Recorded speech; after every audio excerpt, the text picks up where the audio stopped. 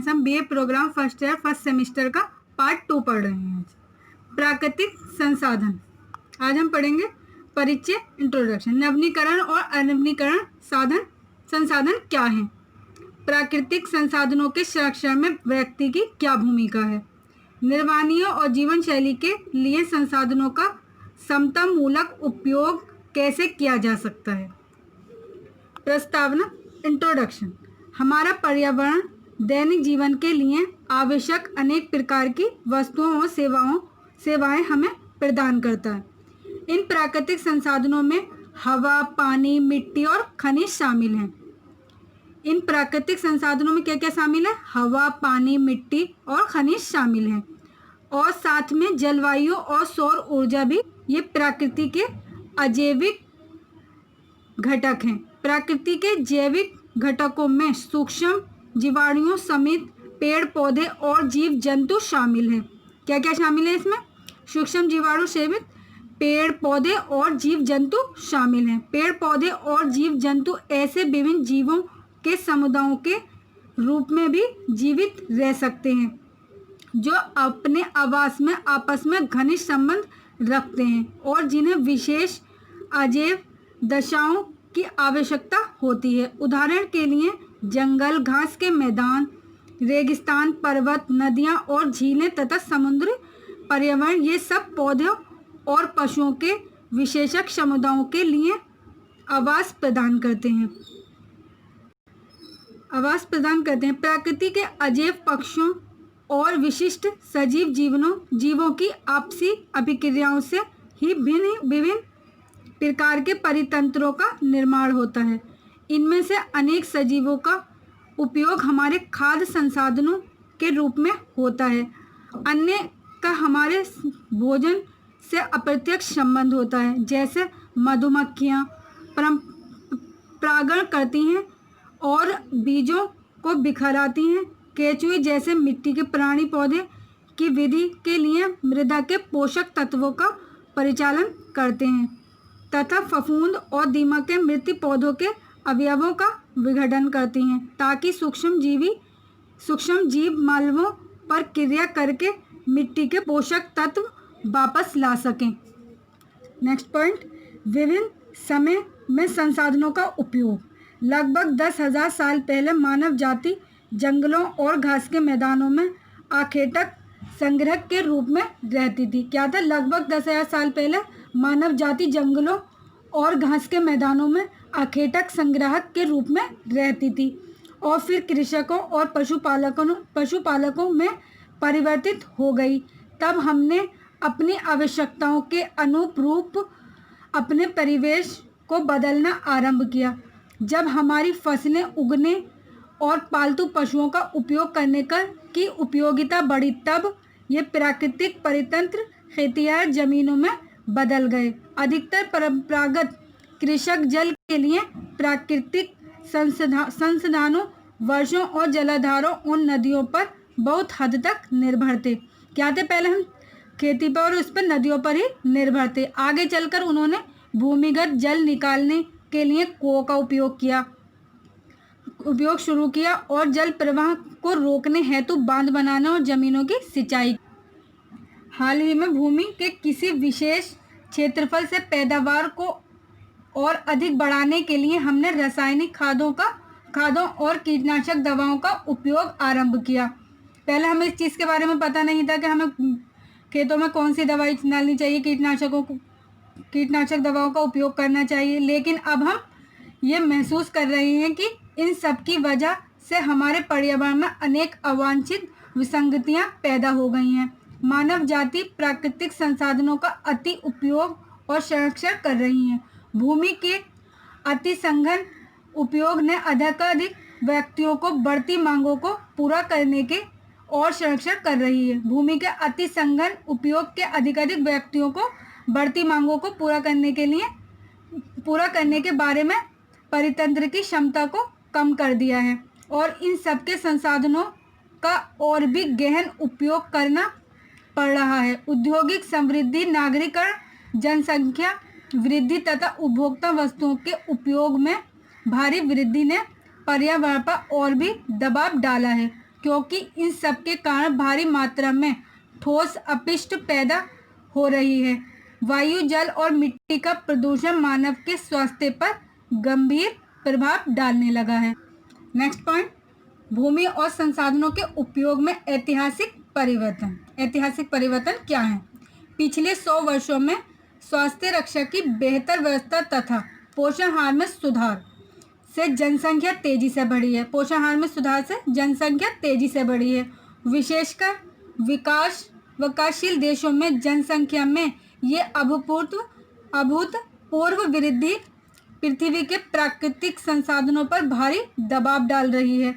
जंगल, घास के मैदान और दलदल के बड़े बड़े टुकड़ों को खेती और उद्योगों के योग्य बनाया जा रहा है। इन परिवर्तनों ने भूमि के उपयोग के दरों में नाटकीय परिवर्तन किए हैं, जिससे अमूल्य प्राकृतिक परिवर्तित तेजी से गायब हो रहे हैं। जल, भोजन, ऊर्जा, उपभोक्ता वस्तुओं की बढ़ी हुई आवश्यकता केवल जनसंख्या की वृद्धि का परिणाम नहीं है, बल्कि बढ़ता हुआ उपभोक्तावादी समाज भी इसका एक कारण है। औद्योगिक विकास का उद्देश्य उपभोक्ता वस्तुओं की बढ़ती मांगों को पूरा करना है, लेकिन ये उपभोक्ता वस्तुएं लगातार बढ़ती मात्रा में अपशिष्ट वेस्ट भी पैदा कर रही हैं। औद्योगिक क्षेत्रों की वृद्धि के कारण लोग अपनी परंपरागत निर्वहनीय ग्रामीण जीवन शैली को छोड़कर उद्योगों के इर्द गिर्द विकसित नगरों की ओर जा रहे हैं। पिछले कुछ दशकों में अनेक छोटे नगर बड़े नगर बन गए हैं। कुछ तो विशाल महानगर भी बन चुके हैं। इसके कारण अधिक जनसंख्या घनत्व वाले इन नगरीय क्षेत्रों के आसपास की जमीन जितना कुछ पैदा करती है और इन क्षेत्रों की भारी आबादी का जो उपयोग सतह है, उसके बीच अंतर बड़ा है। नदियों और झीलों का पानी, खेतिहार क्षेत्रों से प्राप्त खाद्य पदार्थों, चरागाही क्षेत्रों के पालतू पशुओं और जंगलों से प्राप्त इमारती लकड़ी, जलवाहन, निर्माण सामग्री और दूसरे संसाधनों के बिना ये नगर केंद्र बने भी नहीं रह सकते। ग्रामीण खेतिहार व्यवस्था जंगलों, नभभूमियों, घास के मैदानों, नदियों और झीलों पर निर्भर है। निर्जन परिवर्तनों और कृषि क्षेत्रों से नगरीय उपभोक्ता अर्बन नस्ल की और प्राकृतिक संसाधनों की गति ने मनुष्य के बीच संसाधनों के वितरण से गंभीर असमानता पैदा कर दी। ये अन्यायपूर्ण और अनिवार्यहीन दोनों हैं। इम्पोर्टेंट पॉइंट, वायुमंडल मनुष्य के सांस लेने के लिए ऑक्सीजन चपाई आवश्यकता है। वन्य प्राणी समूह तथा मनुष्य द्वारा भोजन के रूप में प्रयुक्त पालतू पशु के लिए ऑक्सीजन, पौधों की वृद्धि में प्रयुक्त कार्बन डाइऑक्साइड के रूप में ऑक्सीजन, जिनका उपयोग फिर मानव करता है। वायुमंडल पृथ्वी के लिए एक रक्षा कवच का काम करता है। वायुमंडल पृथ्वी के लिए एक रक्षा कवच का काम करता है। सबसे नीचे का सतह अर्थात क्षोभ मंडल, जो केवल 12 किमी मोटा है और पर्याप्त रूप से इतना गर्म है जिसमें हम जीवित रह सकते हैं। यदि पृथ्वी एक सेब के आकार की है तो वायुमंडल की निचली सतह जिसमें हम सांस लेते हैं सेब के छिलके से ज़्यादा मोटी नहीं है। क्या है? हम जिसमें सांस लेते हैं वे सेब के छिलके से ज़्यादा मोटी नहीं है। समताप मंडल 50 किलोमीटर मोटा है। 50 किलोमीटर मोटा है और इसमें सल्फेट की एक परत होती है जो वर्षा कराने के लिए आवश्यक होती है। इसमें ओजोन की एक परत भी होती है जो पराबैंगनी किरणों को जो कैंसरजनक होती है रोकती है। ओजोन परत के बिना पृथ्वी पर जीवन संभव नहीं है। ओजोन परत के बिना पृथ्वी पर जीवन संभव नहीं है। वायुमंडल सूर्य के ताप को एक समान गर्म नहीं होता। वायुमंडल सूर्य का तापमान एक समान गर्म नहीं होता, जिसके कारण वायु का प्रवाह होता है तथा पृथ्वी के विभिन्न भागों में जलवायु, तापमान और वर्षा संबंधी अंतर पैदा होते हैं। ये एक जटिल गतिशील व्यवस्था है जिसके भाग होने पर भूमि मानव जाति प्रभावित होगी। वायु के विभिन्न प्रदूषकों के विश्वव्यापी और क्षेत्रीय दोनों प्रभाव होते हैं।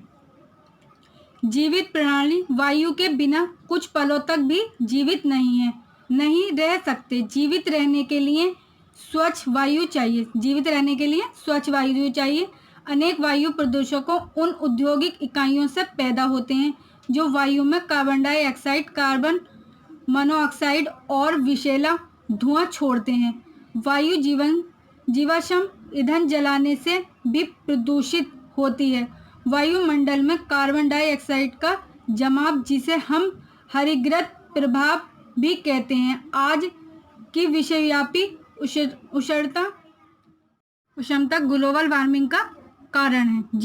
जीवाश्म ईंधन पेट्रोल और डीजल पर चलने वाले स्कूटरों, मोटरसाइकिलों, कारों, बसों और ट्रकों की बढ़ती संख्या नगरों में और राजमार्गों पर वायु प्रदूषण का प्रमुख कारण है।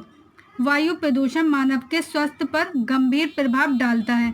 ये भयानक और असंदेह श्वास रोगों को जन्म देता है, जैसे फेफड़े के विभिन्न रोग, दमा और यहाँ तक के कैंसर को भी।